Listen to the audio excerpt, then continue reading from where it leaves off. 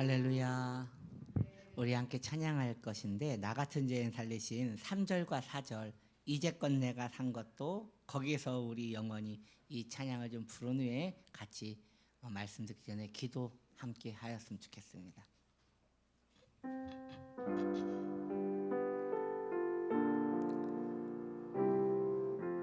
할렐루야. 이제껏 내가 산 것도 주님의 은혜라.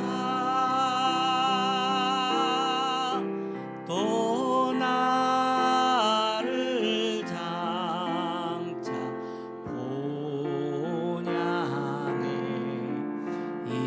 인도해 주시리. 거기서 우리 영혼이 거기서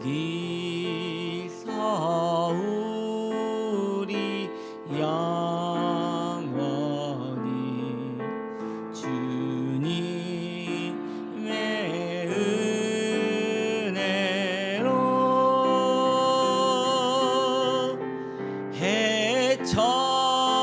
해처럼 밝게 살면서 주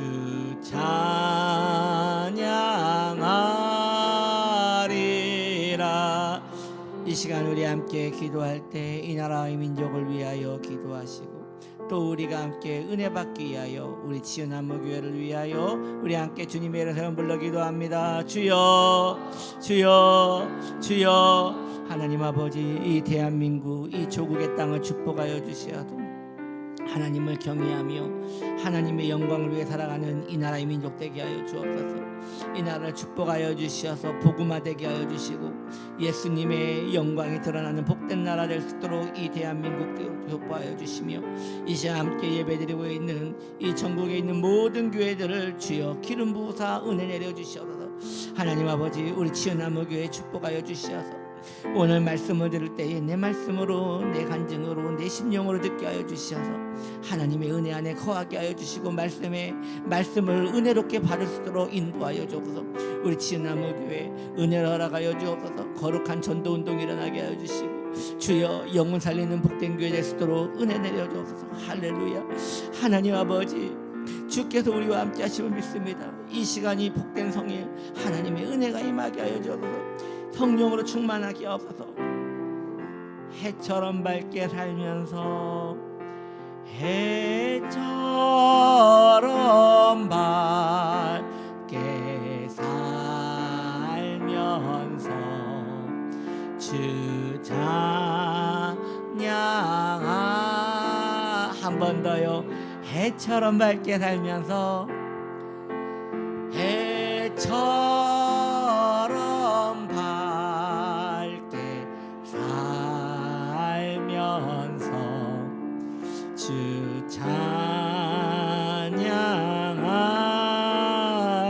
찬양하리라. 기도합시다. 하나님, 우리가 저 전국을 사모하며 해처럼 밝게 살면서 주를 찬미할 날을 기다립니다. 성도의 소망은 오직 그리스도께 있사오니 주님과 함께 동행하며 주님과 함께 살기를 소망합니다. 오늘 말씀을 들을 때에 말씀을 받을 수 있는 우리의 마음에 그 연인 심령을 허락하여 주시고 쇠락한 심령을 허락하여 주셔서 말씀 한 톨도 땅에 떨어지지 않고 우리 안에 심기어져 30배 60배 100배로 열매 맺게 하여 주시옵소서. 성령님이여 이 예배를 영으로 장악하여 주옵소서. 감사드리며 예수님의 이름으로 기도드립니다. 아멘. 하나님 말씀 요한계시록 3장 4절 말씀입니다. 함께 읽습니다. 그러나 사대에 그 옷을 더럽히지 아니한 몇 명이 내게 있어 흰 옷을 입고 나와 함께 다니리니 그들은 합당한 자인 영고로라. 아멘. 오늘 사대교회 시리즈 5번째 시간으로서 말씀의 제목은 흰 옷 입은 자입니다. 오늘은 사순절 첫 번째 주일입니다. 여러분, 이제 사순절이 시작되었어요. 사순절은 총 40일간 진행되며 이 40일은 특별히 예수님의 십자가 공로를 깊이 묵상하는 귀한 성도의 절기입니다. 평상시에는 분주하여 지키지 못했던 경건 훈련을 이 사순절 기간 동안에는 마음을 써서 순종하는 것은 성도의 또한 즐거움이자 거룩한 의무가 되는 것입니다. 이제 설교를 시작합니다. 본문에 보면 예수님께서 말씀하시기를 사대교회에 흰옷을 입은 자들이 있는데 그들은 이후에 주님과 함께 다니게 될 것인데 그들의 삶이 합당하기 때문이다 라고 말하고 있습니다. 이 말씀은 가벼이 보면 그저 위로와 소망의 말씀처럼 보이지만 조금만 깊이 들어가면 이 말씀 속에서 뭔가 어색한 부분을 발견하게 됩니다. 우리는 오늘 이 복된 주일날에 두 가지를 살펴볼 것인데 첫 번째는 그 흰옷을 입었다는 것은 무엇을 말하나, 두 번째는 합당한 자라는 것은 무엇을 말하는가, 이 두 가지를 함께 나누어 보고자 하는 것입니다. 첫째로 흰옷을 입었다는 것은 무슨 의미입니까? 성경에서 흰옷은 성도의 의로운 행실을 의미하는 것입니다. 계시록 19장 8절에 보면 이 세마포옷은 성도들의 옳은 행실이로다 라고 말하고 있습니다. 여러분, 흰옷을 얘기했는데 왜 갑자기 세마포 이야기를 할까요? 세마포가 이렇게 생겼어요. 흰색이죠. 그래서 흰옷과 세마포옷은 같은 의미로 볼 수 있는 것입니다. 이로보건대 성도가 흰옷을 입고 있다는 것은 그 성도의 삶이 매우 옳은 행실이라고 했으니까, 옳은 행실이니까 매우 도덕적이어야 함을 말하고 있는 것입니다. 성도는 자연인들보다 훨씬 도덕적으로 살아야 합니다. 예수 믿는 사람이 세상 사람과 다른 것은 교회를 나가는 것이 아닙니다. 더욱 도덕적으로 살아가는 것입니다.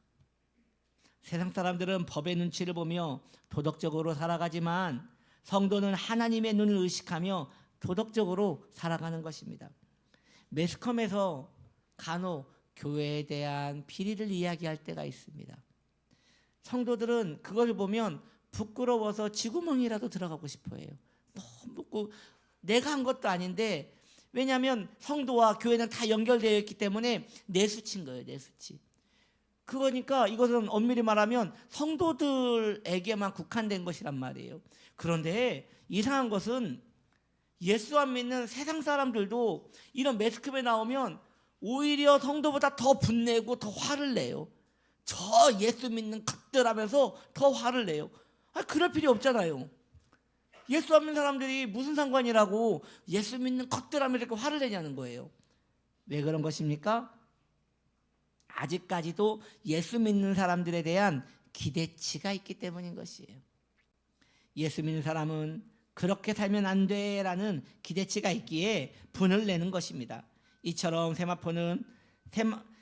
성도는 세마포를 입고 있는 것이요, 그 보이지 않는 세마포는 성도의 옳은 행실이 되는 것입니다. 할렐루야. 그러기에 성도는 도덕성을 위하여 노력해야 합니다. 그런데 성도의 세마포에 대하여 성경은 또 다른 이야기를 합니다. 흰옷은 무엇이라고 했죠? 옳은 행실이라고 했죠. 그런데 또 다른 이야기도 해요. 계시록 7장 14절에 보면 뭐라고 합니까? 어린 양의 피에 그 옷을 씻어 희게 하였느니라. 어린 양의 피에 그 옷을 씻어서 희게 그러니까 왜 그 옷이 흰색이냐? 어린 양의 피에 씻었기 때문에 하얘졌다는 것이에요. 이 말씀에서는 흰옷은 성도의 옳은 행실을 강조하는 것이 아니라 그리스도의 피로 깨끗하여진 옷을 강조하고 있는 것입니다. 그렇다면 여러분, 성도의 흰옷은 성도의 옳은 행실, 즉 도덕성을 강조하는 것입니까? 아니면 그리스도의 피로 씻겨진 은혜를 강조하는 것입니까? 이 두 가지를 다 얘기하고 있으니 무엇을 강조하고 있는 것입니까? 사실 이 둘은 같은 겁니다. 이 둘은 같은 것이에요. 또 다른 얘기를 해보면 이러한 흐름이 신약 성경 전체적으로 흐르고 있음을 알 수 있어요. 로마서에서는 구원을 어찌 받을 수 있다고 말하냐면 오직 의인은 믿음으로 말미암아 살리라. 즉 노력이 아니라 믿음으로 살기 때문에 구원은 은혜로 된다는 거예요. 로마서에서 강조하는 것은 구원은 내 힘이 아니라 은혜로 된다는 거예요. 선한 행실로 되는 게 아니라 은혜로 된다는 거예요. 그런데 야고보서는 또 다르게 얘기합니다. 야고보서도 훌륭한 하나님의 그 말씀 아닙니까? 야고보서에서는 죽은 행실, 행함이 없는 믿음은 죽은 믿음이라고 강조하고 있어요. 즉 구원을 행함에 두고 있는 거예요. 이 두 가지도 사실 같은 것이에요. 로마서는 은혜로 구원을 받는다, 야고보서는 행함으로 구원을 받는다고 말하지만 이 사실은 같은 거예요. 정리합니다. 구원은요, 여러분, 명확하게 합시다. 구원은 은혜로 받습니다. 아멘. 구원은 은혜로 받습니다. 그러나 행함으로 구원은 증거되어야 합니다. 다시 말씀드리면 구원을 받았다고 하면서도 행위가 따라오지 않는다면 그의 구원은 가짜일 수 있다는 거예요. 다시 처음으로 돌아가서 같은 개념입니다. 성도의 흰옷은 성도의 노력으로 입은 것이 아니라 예수 그리스도의 피 흘리심으로 깨끗하게 된 옷입니다. 그러나 그 옷을 입은 자는 옳은 행실로 자신이 은혜 입었음을 증거해야 하는 것입니다. 교회 가요. 이거 잘 안 되는 거지만 예수 믿는 사람들이 말 잘하거든요. 예수 믿는 사람들은요 말을 정말 잘해요.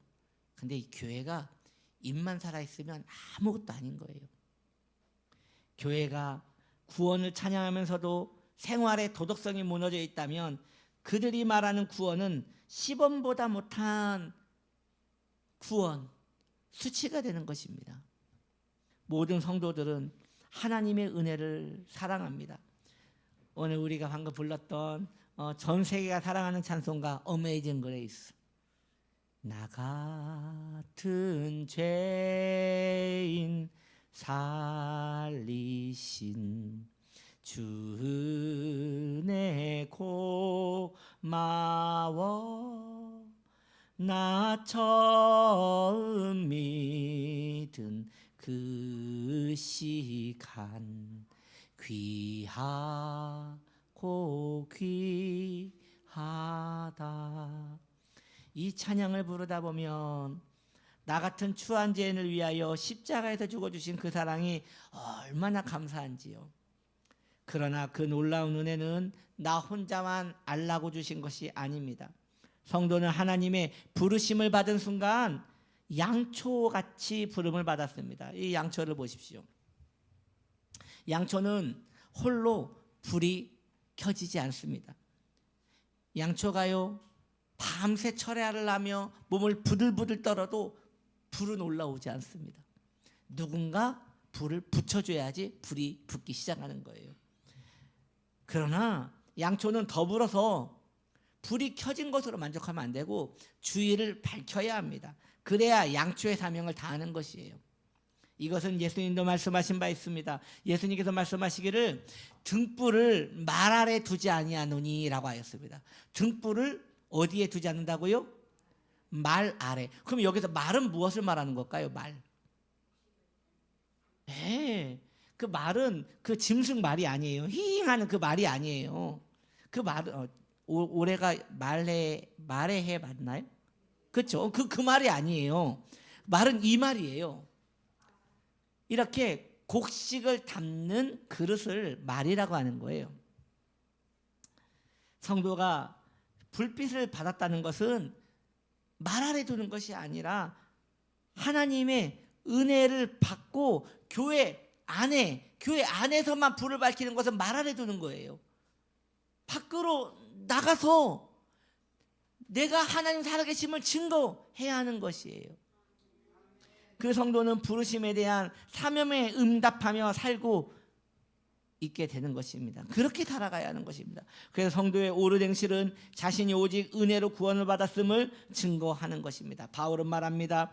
고린도전서 4장 20절에 바울이 독특하게 능력에 대하여 얘기하는데, 하나님의 나라는 말에 있지 아니하고, 예수 믿는 사람 말 잘하는데 말에 있지 않다는 거예요. 능력에 있다는 거예요. 살아내느냐는 거예요. 하나님 말씀대로 살아내고 있느냐. 성도가 세상을 향하여 말하기를, 하나님이 나를 얼마나 사랑하는지 몰라요. 저는 하나님의 사랑을 정말 많이 받고 있어요.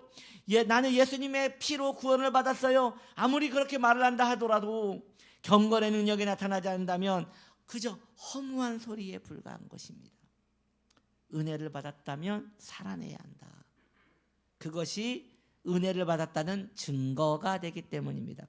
그 증거는 오직 세상에만 보이기 위함이 아닙니다. 내 영혼에게도 확증하는 증거가 되는 것입니다. 신앙생활을 하다가 보면은 간혹 시험 드시는 분들이 있어요.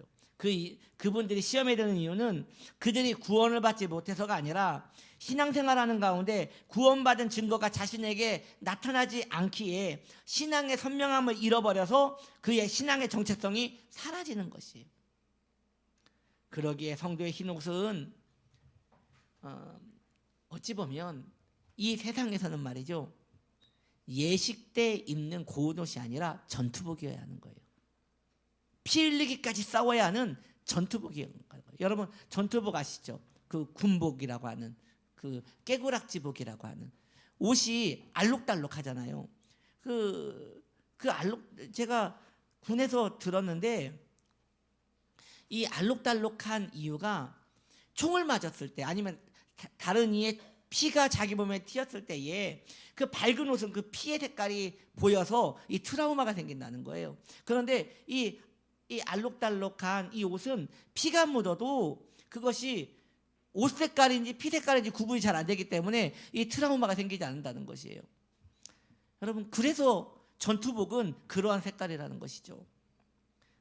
히브리서는 이렇게 말합니다. 너희가 죄와 싸우되 아직 피 흘리기까지 대항하지 아니하고. 싸우라는 거예요. 이 세상은 하나님이 우리를 전투하는 자로 싸우라고 보내신 거예요. 살아내라고 보내신 거예요. 피 흘리기까지 복음을 위하여 살아내라고 우리를 보내신 것입니다. 그러므로 예수의 피로 인하여 깨끗하게 된 흰옷과 옳은 행실로 살아가는 흰옷을 입은 성도는 모두 같은 것입니다. 두 번째로, 그렇다면 합당하다, 이건 무슨 말인가? 이 말씀에서도 좀 혼란스러운 게 있어요. 이 말씀에 보면 이 흰옷을 입은 사람들이 천국에서 예수님하고 거닐게 될 것인데, 다시 잘 들어보세요 여러분.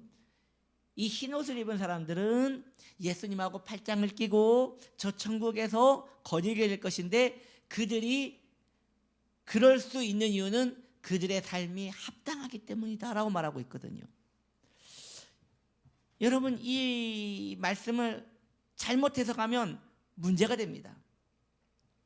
신앙생활을 얼마나 잘해야 합당한 자가 될까요?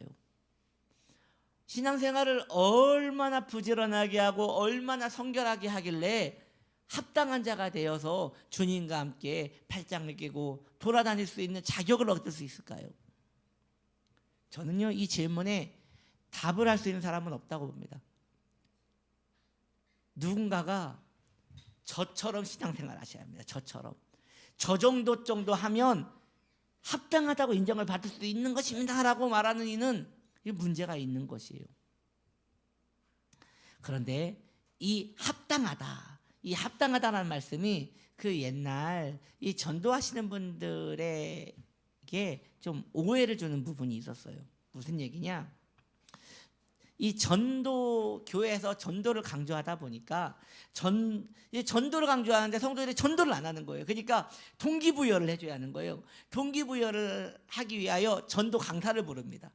전도 강사를 불러가지고 이제 그 생으로 막 전도도 너무 하기 싫어하고 영혼에 관심도 없는 성도들에게 그 생으로 그 전도에 대한 막 열망을 주기 위하여 무슨 얘기를 하느냐? 그 강사가 이런 얘기를 하는 거예요. 여러분, 한 영혼이 천하보다 귀한 것이기에 한 명을 전도해도 천국에서 정말 귀한 대우를 받습니다. 그런데 10명을 전도한 사람은 얼마나 큰 상급을 받겠습니까? 제가 그러면 이제 간증을 하는 거예요. 제가 깊은 기도 가운데 하나님께서 저를 천국에 데려가 가셔가지고 저에게 보여주셨는데, 제가 알던 전도를 많이 하던 권사님이 천국에서 으리으리한 집에서, 고래등 같은 으리으리한 집에서 살고 있었고 예수님과 함께 행복하게 살고 있었는데, 주님이 그러시더라고요. 그는 복음에 합당하게 살아서 그런 것이라고 말입니다. 아멘. 여러분, 그 강사님은 이렇게 얘기한 다음에 이어서 그렇게 얘기합니다. 그런데 제가 보니까 우리 교회에서 그 전도 한 명도 못하고 이렇게 돌아가신 성도님도 거기서 만났는데, 그분은 교회 출석만 간신히 했던 분인데 보니까 개털 모자를 쓰고 집 한 채 없이 지푸라기에다가 땅을 깔고, 땅에 지푸라기 깔고 거기에서 이렇게 누워 주무시더라고요. 뭐 이런 얘기를 강사님이 하십니다.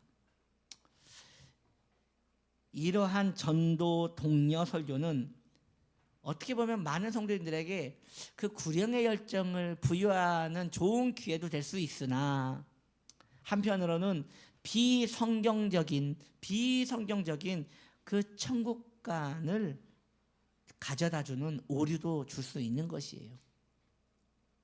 사랑하는 성도님들이요, 우리가 온 천하를 구한다 하더라도, 온 천하를 100번 1000번 구한다 하더라도 그것이 우리가 천국에 갈 이유는 되지 못합니다. 아무 도움이 안 됩니다. 내 영예에는 도움이 될지 몰라도 그것이 천국 가는 데는 아무런 도움을 주지 못합니다. 무엇을 해서 천국에 갈 수 있다면 예수님의 죽으심은 헛되게 되는 거기 때문입니다. 그것이야말로 이단 요설이요, 악한 가르침인 것이에요. 우리 믿음의 선조들이 율법주의와 싸운 이유가 있습니다. 여러분, 한 가지 묻겠습니다. 율법은 좋은 것입니까? 나쁜 것입니까? 맞습니다. 율법은 좋은 것입니다. 왜요? 하나님이 주셨기 때문에. 그런데 율법주의는 나쁜 거예요. 율법은 하나님이 주신 또 다른 말씀이기 때문에 좋은 것이지만, 율법주의는 율법을 지켜야지만 구원을 받는다는 주의이기 때문에 잘못된 것이라는 것입니다. 우리 믿음의 선조들은 또한 이 카톨릭의 면죄부에 대해서도 대항하여 열심히 싸웠습니다. 여러분, 면죄부가 뭔지 아시죠? 헌금을 하면 죽은 내 가족이 구원을 받는다는 것이에요. 이건요, 지금도 카톨릭의 면죄부라는 교리는 없지만 비슷한 게 있습니다. 죽은 자를 위한 기도, 죽은 자를 위한 헌금, 이런 것들이 지금도 있습니다. 그런데 듣고 보면 좀 혹해요. 그러니까 이런 거죠. 내가 정말 사랑하던 가족이 있었는데 그렇게 전도를 했는데 그 사람이 내가 지금까지 안 믿었는데 뭐 치사하게 죽기 전에 예수 믿는 것은 아닌 것 같다 하고 죽었어요. 그러면 이 남겨진 예수 믿는 가족은 마음이 굉장히 슬프죠. 구원 받아야 하는데 저 사람이 구원을 못 받았으면 어떡하나, 구원을 못 받았을 텐데 어떡하나. 그럴 때 교회에서 이런 설교를 하는 것이죠. 이건 이제 중세교회를 얘기하는 거예요. 여러분, 티켓이 있습니다. 천국 티켓이 있습니다. 이걸 여러분들이 대신 사가지고 이걸 교회에다가 바치면 그 영혼이 천국에 가는 것입니다. 그때 이 사람들이 그 당시에 그 돈은 지폐가 아니라 그 당시에 돈은 다 그 동전이었거든요. 그러니까 돈이 없는 사람은 이렇게 한 입 집어넣어요. 그러면 이제 거기서 그러는 거예요. 아이고, 그 소리가 작아가지고 올라가다 말았다고. 근데 이제 돈이 많은 사람은 와가지고 와라랑 하고 이게 동전을 와라랑 부으면 시원하게 올라갔다고 그러는 거예요. 이러니까 이걸로 그 많은 영혼들이 이제 미혹을 받아서 교회에 그때 헌금을 많이 했죠. 그렇게 지어진 것이 베드로 성당입니다. 여러분, 아니죠. 우리 믿음의 선조들은, 우리 기독교 믿음의 선조들은 그것과 피 흘리기까지 싸웠습니다. 왜요? 구원은 오직 은혜로 받을 수 있기 때문이라는 것이죠. 성경적 교회는 항상 그 문제로 투쟁했으니 예수의 피 외에는 천국 갈 수 있는 방법은 그 어떤 것도 없습니다. 또한 예수의 피에다가 그 어떤 것도 보탤 수도 없는 것입니다. 오직 예수님 한 분이면 충분한 것입니다. 그것이 천국이요, 그것이 복음인 것입니다. 그러므로 오늘 본문에 그들이 천국에서 주님과 함께 동행하기에 합당한 이유는, 그들이 주님과 함께 동행할 수 있는 유일한 합당한 이유는 그들의 선한 행위가 아니라 그 모든 인간의 악함과 허물과 추함과 더러움을 상쇄시킬 만큼 보배로운 예수의 보혈이 그 모든 것을 합당하게 하신 것입니다. 오늘 성경은 우리에게 이렇게 말씀하십니다. 우리는 오직 예수님 때문에 구원을 받았습니다. 오직 예수님 때문에 천국에 갑니다. 찬송가에 이런 가사 있지 않습니까? 나는 부족하여도 영접하실 터이니. 이 찬송가의 가사는 구원받은 우리를 높이는 것이 아니라 우리 같은 죄인도 구원하시는 예수의 보배로운 피를 높이는 것입니다. 할렐루야, 할렐루야. 그렇다면 그 놀라운 은혜를 받은 자가 이 땅에서 그 은혜에 감사하며 사는 것은 의무가 아니라 반응인 것입니다. 차가운 얼음에 손을 대면 차가워합니다. 뜨거운 냄비에 손을 살짝 띄어도 뜨거워합니다.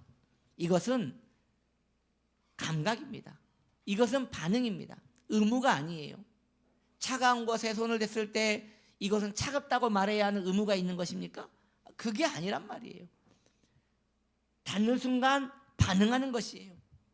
구원받은 성도의 옳은 행실은 의무가 아니라 반응입니다. 그 반응이 교회 안에서 경건이라는 말로 표현되는 것이고, 이 세상에서는 윤리나 도덕이라는 말로 표현되는 것뿐입니다. 결국 은혜를 받았느냐, 결국 구원을 받았느냐, 받았다면 그렇게 살아내야 하고, 그 살아내는 것은 반응이라는 것입니다. 그 은혜에 충동되어 한없이 은혜에 대한 반응을 보이다가 나는 부족하여도 영접하실 터이니 라고 찬양 부르며 주님의 나라에 가는 복된 성도님들 되시기를, 우리 치유나무교회 되기를 주님의 이름으로 축복합니다. 우리 찬양팀 나오시고요. 찬양팀이 오늘 불렀던 찬양 중에 오늘 설교와 딱 맞는 찬양 있지 않습니까? 예수 닮기를, 예수 닮기를. 내가 원하네. 여러분, 우리가 점점 예수님하고 닮아가야 합니다. 또 그 말 했더니 또 성도님 나가서 또 파마를 하셔. 그게 아니에요. 예수를 닮다는 것은 그분의 선하심을 담는 것이고, 그분의 고요함, 그분의 은혜로움을 담는 것입니다. 그래서 각 가정마다 예수님 한 분씩 계셨으면 좋겠습니다. 할렐루야. 우리 함께 이 찬양 부르며 우리의 고백으로 올려드리기 원합니다.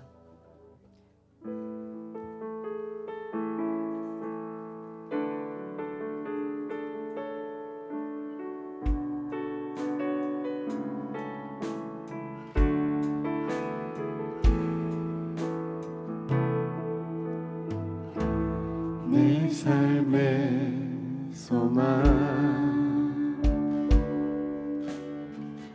내가 바라는 한 분, 예수 닮기를 내가 원하네. 한없는 사랑, 풍성한 긍휼, 예수 닮기를 내가 원하네.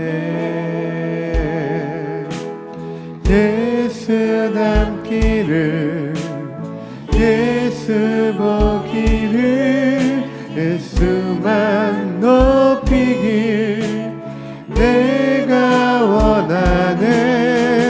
내 평생 소원, 예수 닮기를, 예수만 닮기를 내가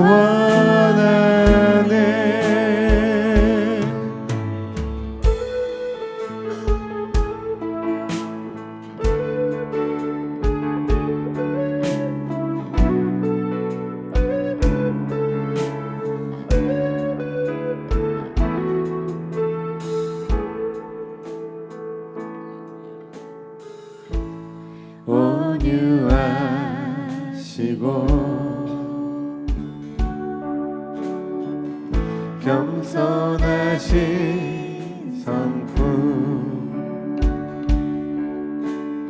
예수 닮기를 내가 원하네. 자비하시고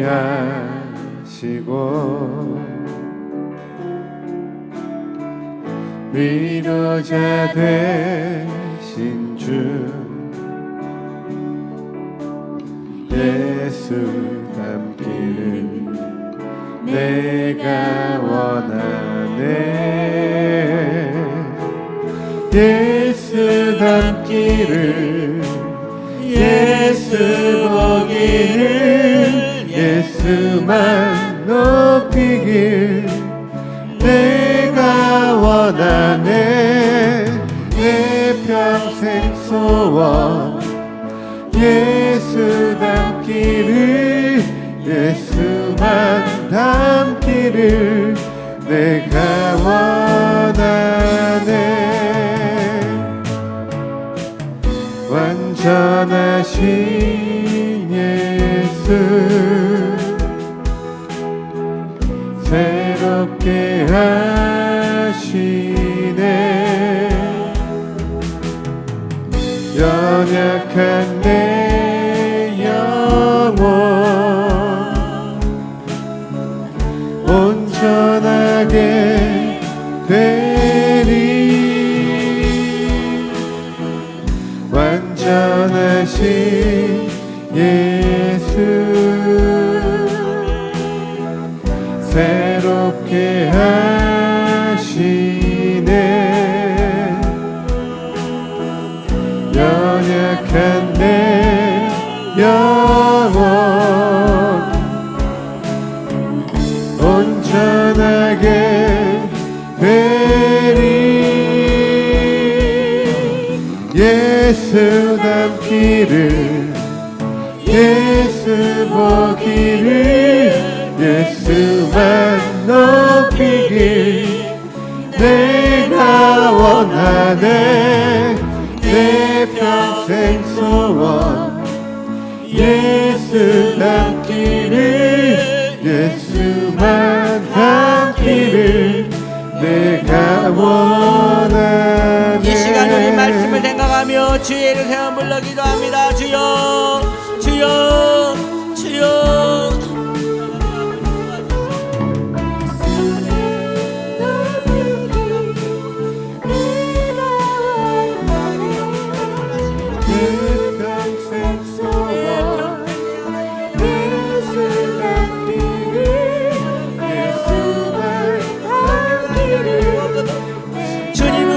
반응하며 살아가야 하여 주옵소서.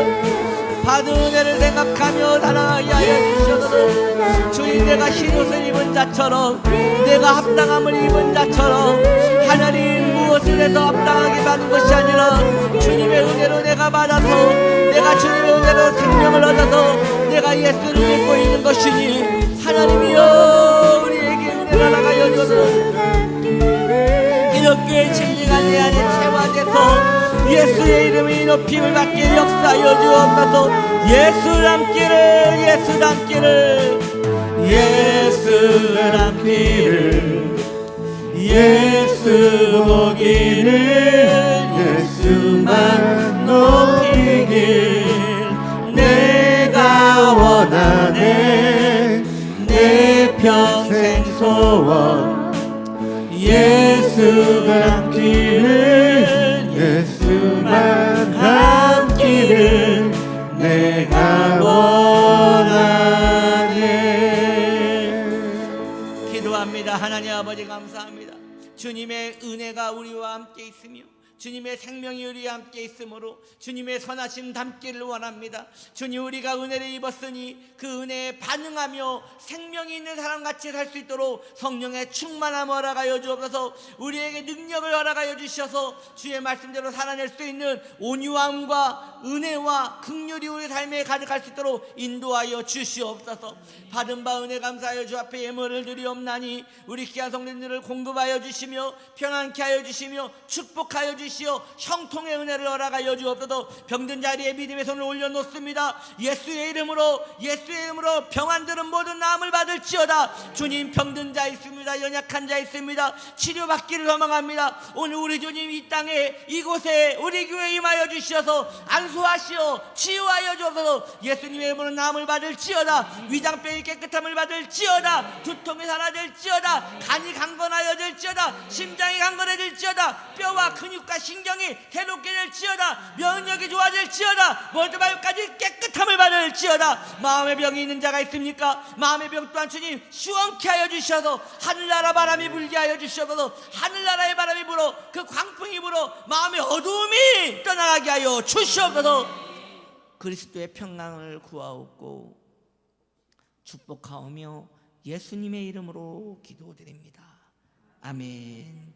우리 다 같이 일어나셔서 우리는 주의 움직이는 교회에 함께 찬양하시겠습니다.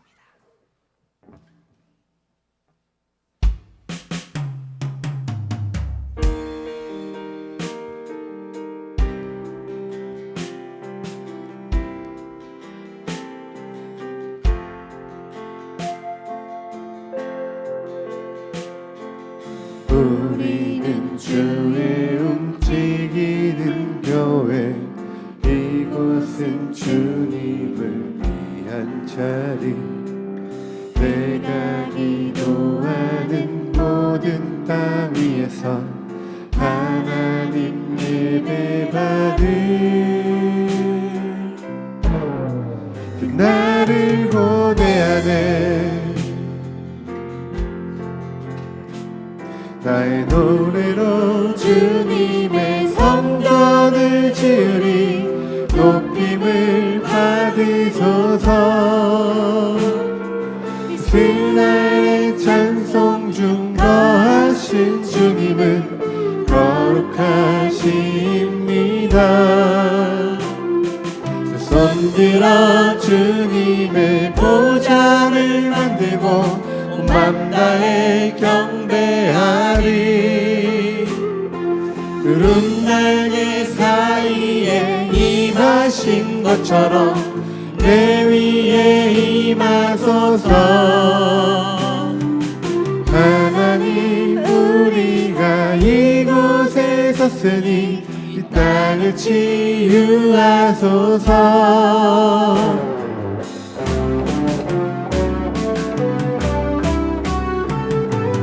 하나님, 우리가 이곳에 섰으니 이 땅을 치유하소서. 하나님, 우리가 어디에 있든지 주를 높이리라. 열방들아 주님을 송축할지어다. 그 발 아래 입 맞추라. 영원한 통치자 주 예수 그리스도, 능히 위대하신 왕. 지금은 우리 구주 예수 그리스도의 은혜와 하나님 아버지 넘치는 사랑하심과 성령 하나님 대주교통의 인도하심이 예수의 그 피 흘린 은혜 붙들고 이제 이 세상에 그 은혜에 반응하며 살기를 원하는 복된 영혼들 그 머리 위에, 가정과 기업과 삶 속에 그의 영생 위에, 우리 치유나무 교회 위에 지금부터 영원토록 함께 하시길 간절히 축원드리옵나이다. 아멘.